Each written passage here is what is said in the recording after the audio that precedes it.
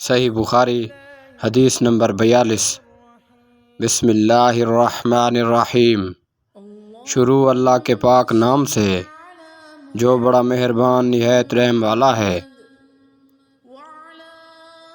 رسول اللہ صلی اللہ علیہ وسلم ایک دن ان کے پاس آئے۔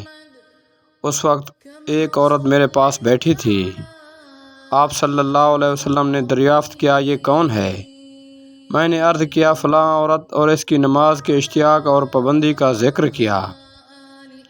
تو آپ صلی اللہ علیہ وسلم نے فرمایا ٹھہر جاؤ، سن لو کہ تم پر اتنا ہی عمل واجب ہے جتنے عمل کی تمہارے اندر طاقت ہے۔ خدا کی قسم ثواب دینے سے اللہ نہیں اکتاتا، مگر تم عمل کرتے کرتے اکتا جاؤ گے۔ اور اللہ کو دین کا وہی عمل زیادہ پسند ہے جس کی ہمیشہ پابندی کی جا سکے۔